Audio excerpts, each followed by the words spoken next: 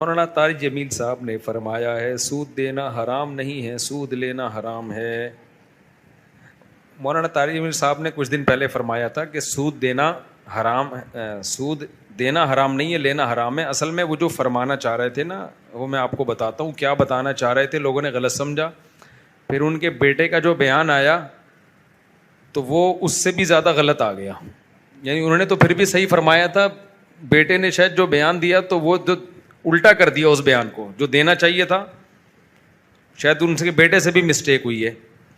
تو حضرت مولانا طارق جمیل صاحب نے جو فرمایا تھا کہ سود دینا حرام نہیں ہے، لینا حرام ہے، اس کا مطلب یہ ہے کہ سودی ایگریمنٹ تو بہرحال حرام ہے، جب ہم بینک سے سودی ایگریمنٹ کرتے ہیں نا وہ بہرحال حرام ہے، لیکن رقم کون سی حرام ہوگی؟ رقم وہ حرام ہوگی جو ہم بینک سے سود کے طور پر لیتے ہیں، اس رقم سے جو بھی کاروبار کرو گے، کام کرو گے، وہ حرام ہو جائے گا۔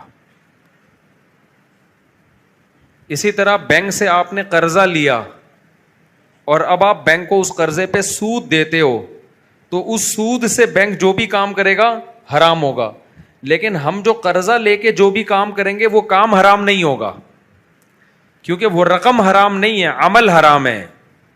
سمجھ میں آ رہی ہے بات کہ نہیں آ رہی؟ وہ رقم حرام نہیں ہے، کیونکہ لوگوں کی بچتیں بینک میں رکھی ہوئی ہیں، بینک وہ اٹھا کے آپ کو پکڑا دیتا ہے، تو رقم تھوڑی نہ چوری کی رقم ہے نہ سود کی رقم ہے، سود تو وہ ہوگا جو آپ بینک کو دیں گے۔ دیکھو زید نے بکر کو 1 کروڑ روپے دیا سود پہ، بکر نے اس 1 کروڑ سے بزنس کیا، تو وہ بزنس سے حاصل ہونے والی ارننگ حرام نہیں ہے، البتہ بکر کو گناہ ہوگا کہ تو نے سودی قرضہ کیوں لیا، کیونکہ سودی قرضہ لینا بھی حرام، سود دینا بھی حرام، اس لین دین پہ گواہ بننا بھی حرام، اور اس لین دین کو لکھنا بھی حرام۔ سمجھ میں آ رہی بات؟ بکر نے زید سے 1 کروڑ روپے لیا سود پہ کہ میں سود دوں گا تمہیں، اب بکر اس 1 کروڑ سے بزنس کرے گا، بکر کو گناہ تو ملا اس سارے پروسیس کا، لیکن بزنس سے حاصل ہونے والی آمدن حرام نہیں ہے۔ لیکن زید نے جو بکر سے سود لیا ہے، 2 لاکھ روپے لیا، فرض کرو 2%، تو اب بکر اس سود سے جو کام کرے گا وہ کام بھی حرام ہوگا، کیونکہ یہ خالص سودی رقم سے ہو رہا ہے، اور اس کام کی ارننگ بھی کیا ہوگی؟ حرام ہوگی۔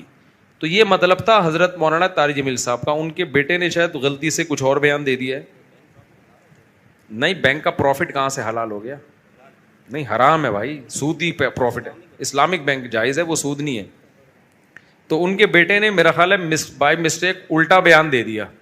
دیکھو وہ سود کا نہیں تھا، وہ قرضہ تو سود پہ لیا ہے، بینک نے رقم سود کی نہیں دی ہے، بینک نے تو مختلف لوگوں کے پیسے جو پڑے ہوئے تھے وہ اٹھا کے آپ کو پکڑا دیے، تو وہ قرضہ جو آپ کو بینک نے دیا نا وہ حلال پیسوں سے دیا ہے، تو وہ رقم آپ کے لیے حلال ہے، اس پہ جو بینک سود لے گا وہ رقم حرام ہوگی۔ ہاں، جب وہ کسی کو قرضے پہ اس میں ہو یہ رہا ہے کہ بینک سود بھی لے رہا ہے لوگوں سے، تو لوگوں کی جو بچتیں ہیں اس میں سود لے لے کے شامل کر رہا ہے، تو یوں کہہ سکتے ہیں کہ اس میں حلال حرام مکس ہو رہا ہے۔